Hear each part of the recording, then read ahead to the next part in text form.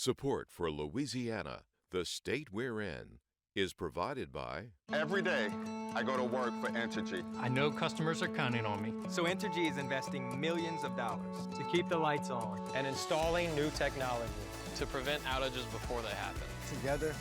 Together, we power life.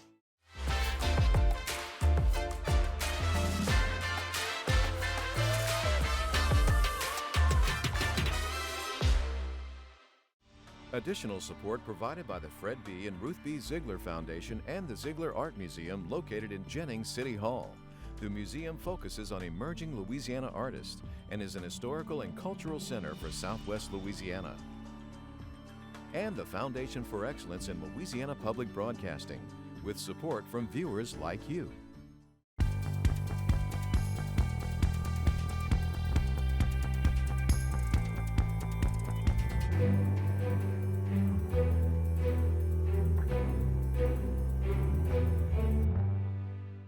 If those books weren't there, the library is a great place. Controversy at the public library. It's an idea.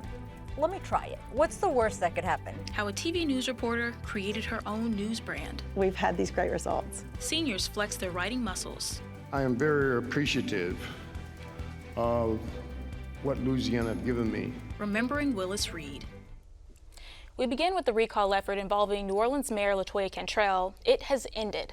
Not enough signatures by recall supporters to move forward. That's right. The recall campaign submitted over 60,000 signatures to the Registrar of Voters, but Governor John Bel Edwards announced that only 27,000 were valid. That's 18,000 less than required. Now, keep in mind, signatures can become invalid for multiple reasons. The page can be mislabeled, signatures could be dated after the deadline, or a name could be misspelled, and those are just a few examples. Well, after this failed campaign broke, Mayor Cantrell held a news conference where she said she was happy to get back to making her troubled city much better.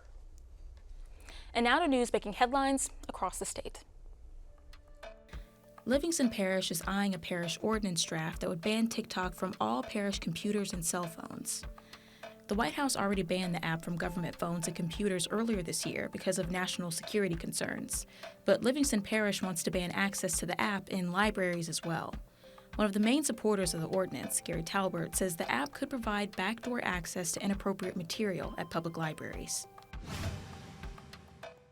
One of the two locations that houses the Louisiana National Guard will get a new name. Camp Beauregard, which is named after Pierre Beauregard, a Confederate general during the Civil War, now has 6 new name options. The Louisiana National Guard Training Center Pineville, Central Louisiana Training Center Pineville, Camp Stroud, Louisiana Maneuvers Training Center, Camp Pineville, and Post des Rapides. The Naming Commission, which is a federal commission, required that all locations with nexus to a Confederate general be renamed last September.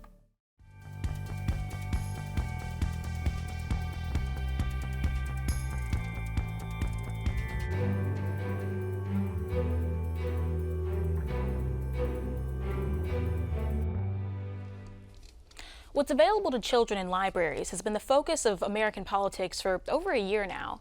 The American Library Association recorded 1,600 book challenges last year, as opposed to just 400 in 2017. The issue has finally reached Louisiana. 2 lawmakers drafted bills that would limit a child's access to explicit content in public libraries. The goal is to give parents more discretion over what their children can and can't check out. But opposers say this is just the first step to censorship and book banning. If those books weren't there, the library is a great place, isn't it? I've always loved the library when I had children. My kids ran free in the library while I tutored, you know. Would they still do that today? I wouldn't do that now. Kitty Sibley Morrison is a teacher, and she's joining thousands of Americans advocating for a cleansing of public libraries. Around the country, efforts to ban specific books or even whole categories of books are on the rise. A recent study found hundreds of books, mostly focused on LGBTQ themes or racial issues, have now been forbidden across the country. The focus is primarily on the children's section. Conservative politicians and organizations are rallying to limit a child's access to books with what they say is explicit content or adult themes. And support for the movement is growing. PEN America, a literature nonprofit, recorded over 1,600 book challenges during the 2021-2022 school year.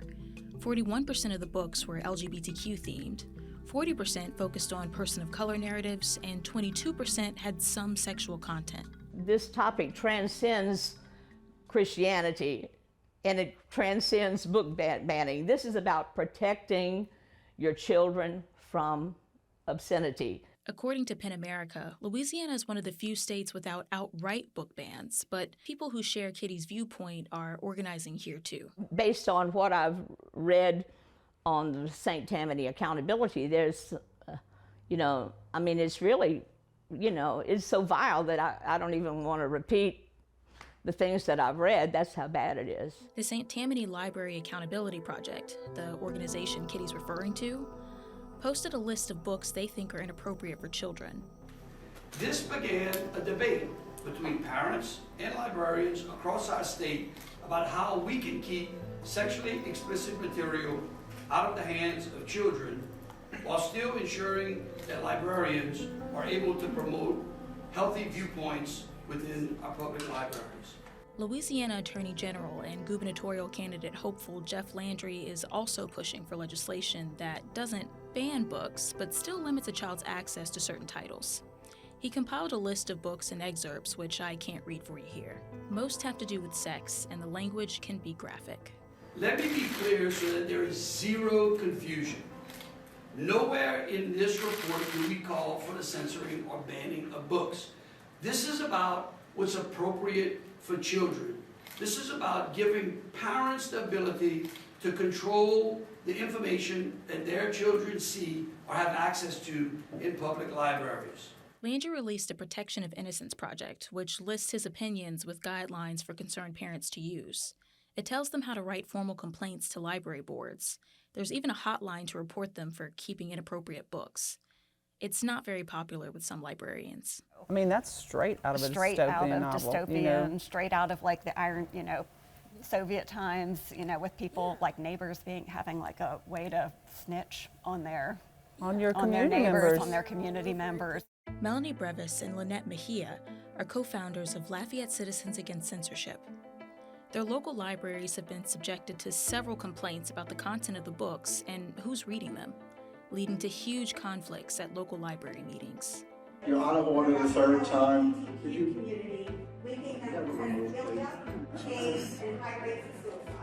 They're dividing things into what is safe and what is dangerous based on their own by criteria. Controlling that language and controlling, the words and how we describe these things, to me, that's one of the scariest things.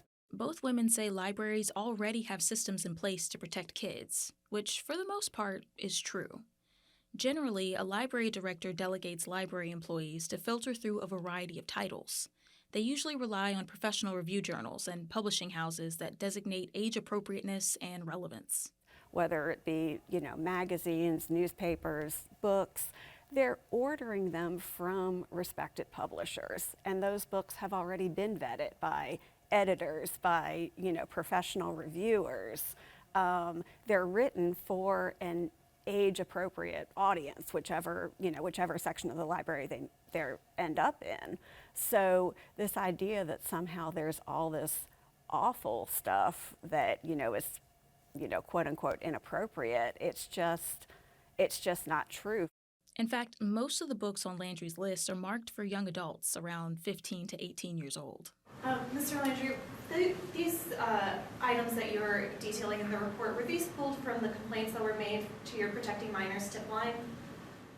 I believe, I couldn't answer that particular question, but we can find out if any of the material that's in there came from that tip line. We do know that this investigation into the public libraries had started before we opened up that line. Both women say this is the first step to outright book bans. They're most afraid of statutes, more specifically 2 bills drafted by Senator Heather Cloud and Representative Julie Emerson. Their bills would create a library card system that indicates whether kids can check out books with explicit content or not. Depending on their parents' approval, they'd be given a library card with that specification. You have to be very careful about this language because there's a fine line between giving a parent actual control and then, handing that control over to Jeff Landry or the Louisiana legislature. It's a topic expected to be big this legislative session. whether these bills make it to the chamber floor or not. But regardless of what happens at the Capitol, the effort will persist. But what's right is right and what's wrong is wrong, you know?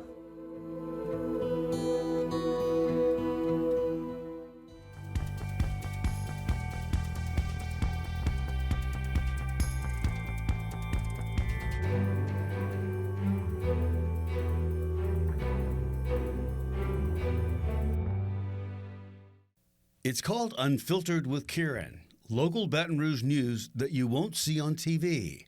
It has its own website and app, YouTube, and social media. There's a large, dedicated following, and it's seeing steady growth in its second year. Former local TV news reporter and owner Kiran Chawla says if the past 2 years have taught her anything, it's that God's plan is the plan. It's an example of how local TV news has changed, but it may be the only example of its kind anywhere, at least that I could find. Kiran Chawla is here to talk with us about it. Your news Unfiltered with Kiran, and it's on YouTube, it's on social media, you have a website, you have an app, which I just downloaded. Good, thank you. And you're off and running. You've got a very dedicated audience. We do. We have a very loyal following. How long have you been doing this? Oh, God. We launched June 9th of 2021. Okay. So coming up on 2 years now. Coming up on 2 years. Yeah. And you're hiring people? You have staff? We are. We've got some openings, actually. You have advertisers? We do.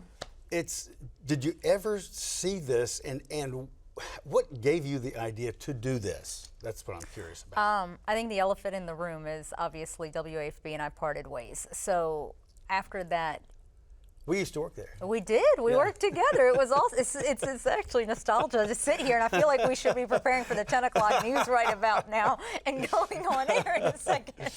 But after we split ways from there, I sat there and just asked myself, I interviewed at several TV stations, and this was deep COVID at that time. Right, so terrible timing. So terrible timing. I mean, I'm applying for jobs left and right, and if it's not a majority, all of them came back saying COVID.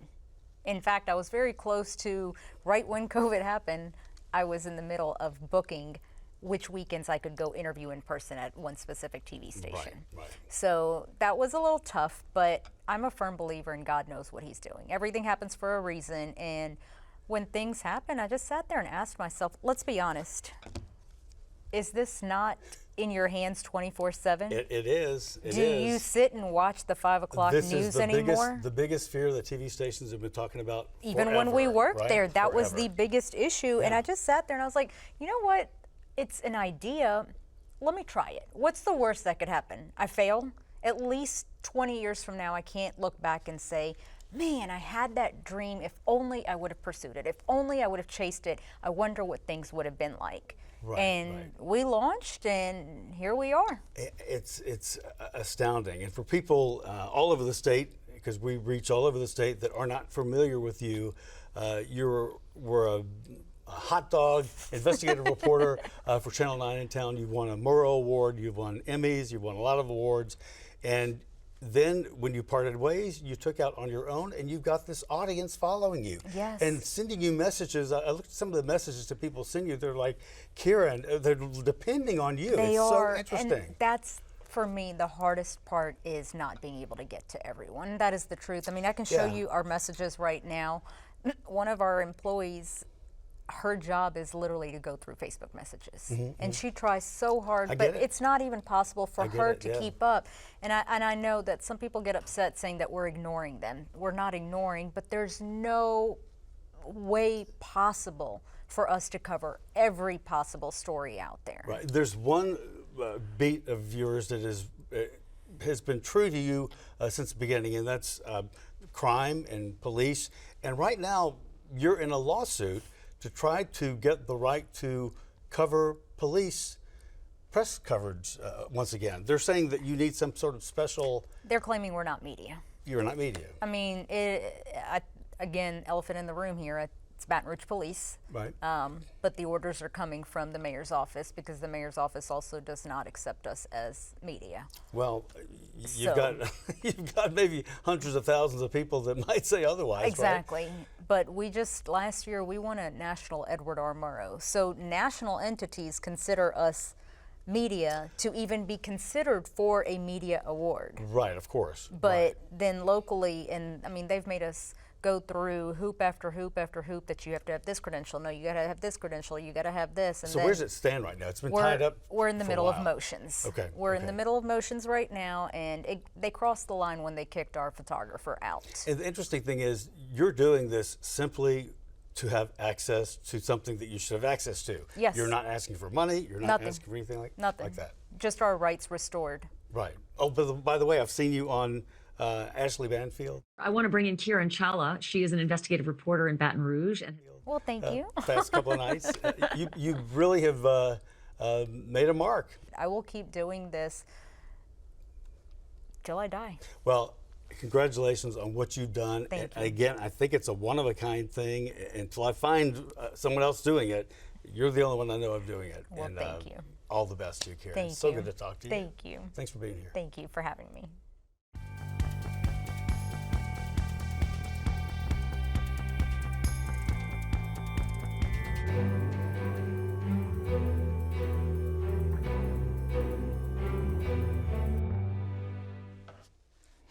A 6-week writers' workshop for a group of Louisiana seniors may be ending, but don't be surprised if there's another one soon to follow. We were very fortunate to have some of the group come to LPB and tell us why this has been so rewarding. Their focus, writing essays for social change. They assembled in the conference room at LPB with note tablets, laptops, and ideas. For 6 weeks, they've met at the main East Baton Rouge Parish Library, very much in the way they are meeting here with us. Gordon Buck's grandfather wrote short stories, and even though he's an engineer by trade, writing is in his blood. He had books and books of short stories, and it reminded me that I had always wanted to write a novel, and at my age I thought, if you're going to do it, you better get busy writing. So about 4 years ago, I started writing. This program, what have you loved about it? The interaction. It's a very dynamic group. We get to hear each other's writing, do a little criticism of it, discuss before and after class. It's been a wonderful, wonderful program. Renee Chatelaine is the president of the Arts Council. The Arts Council of Greater Baton Rouge was invited to be part of a national cohort through the National Guild for Community Arts Education.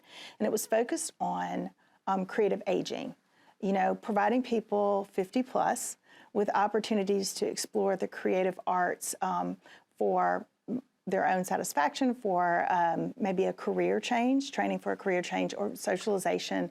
And it could be in any of the arts, but we focused on, here in the state, we focused on creative writing. Chatelaine leaned on communications guru Ronna Gray, who also happens to be an award-winning true crime author and author of children's books. Renee happened to pick my favorite topic, which was writing for social change. Right. And I thought, if we did that, what better topic to really delve into than crime?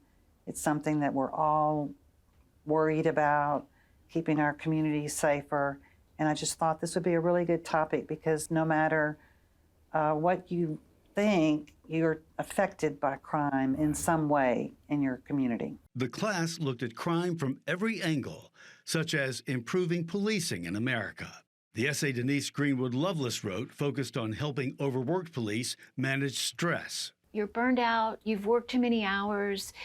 And so I started thinking about that problem and what is a way to do that? And I remembered that the dental school in New Orleans came here after Katrina, and you could go to the dental school and students would fix your problem, your dental problems, for a very small fee, and they got real world experience while you got the help that you needed. And so I thought, surely psychology students could do the same thing, and they do. It's called practicum, and it feels like police officers could give back by giving them real world experience, talking about these situations that they've found themselves in, and in return students could do some sort of therapy, you know, and learning how to cope with the problems that their police officers are faced with. From the camaraderie to the work to the writing produced. What has happened in reality has far exceeded what we originally thought might happen. Communities have been birthed and developed on their own with this as the impetus. So we've loved that, and we've loved all the really strong creative writing that we've seen. So, opening up the channels, we've had these great results. And Ronna Gray will be submitting their essays on policing to the National Police Union Board.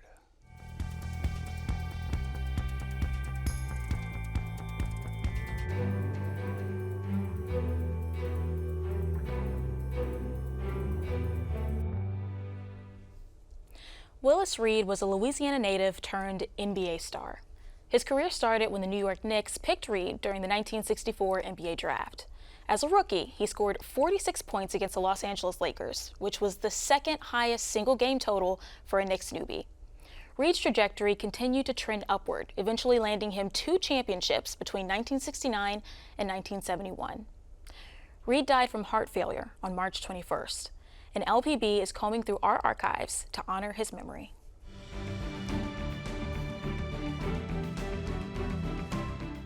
He's a very honorable person. He is proud of where he's from. He always tells everyone he's not just from Louisiana, but he's from Bernice, Louisiana, which caused another conversation.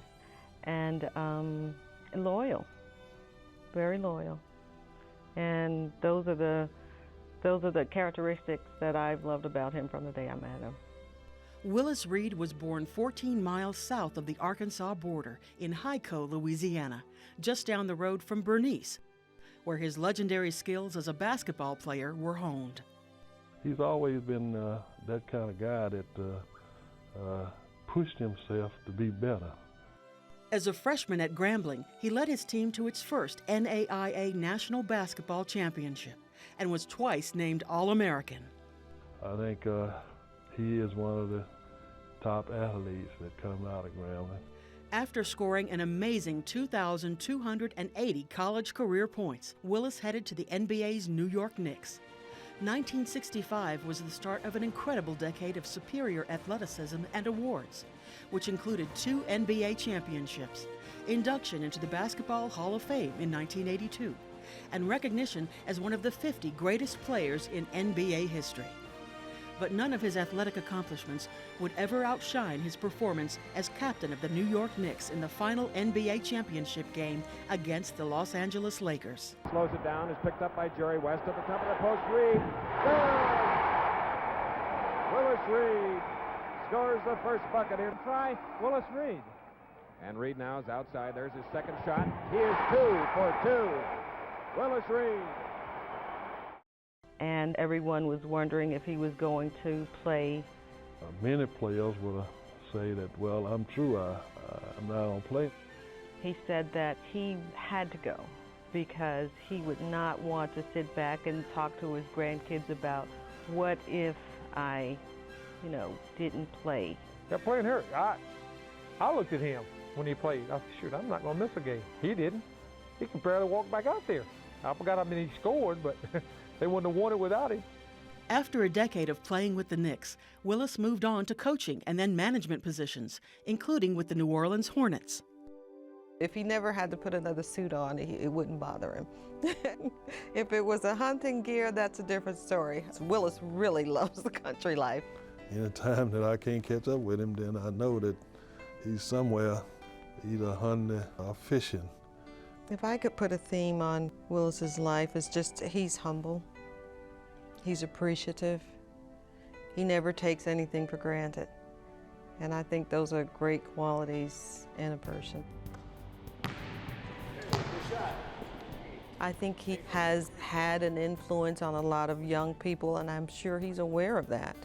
And he tries to govern himself accordingly. He would reach out and help people. He was just that type man.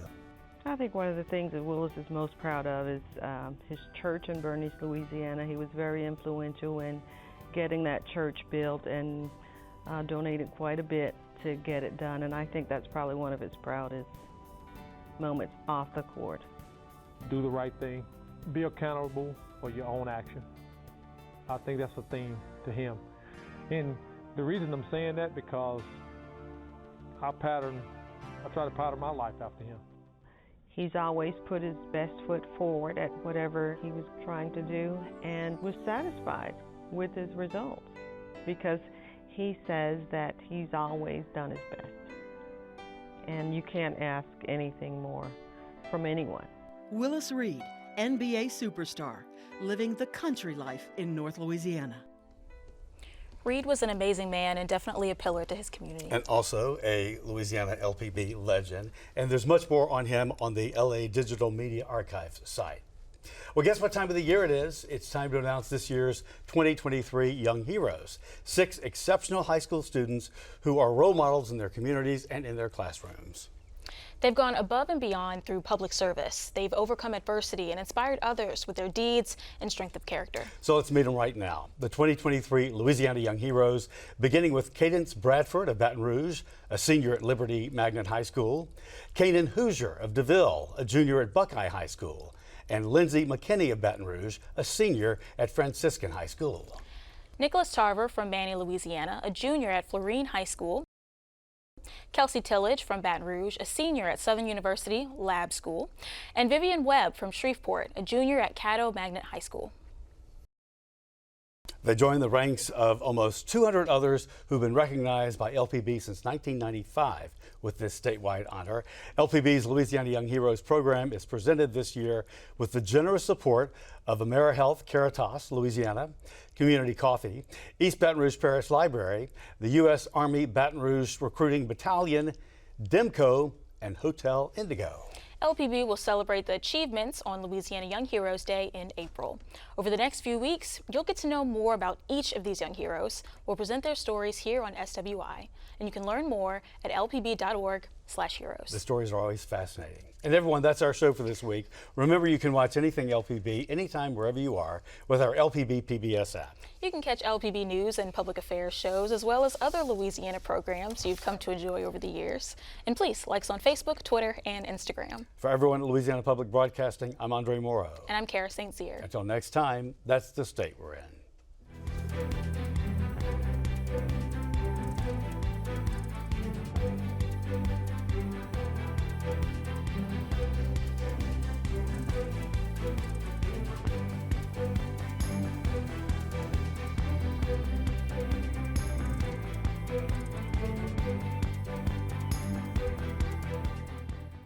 Every day, I go to work for Entergy. I know customers are counting on me. So Entergy is investing millions of dollars to keep the lights on and installing new technology to prevent outages before they happen. Together, we power life.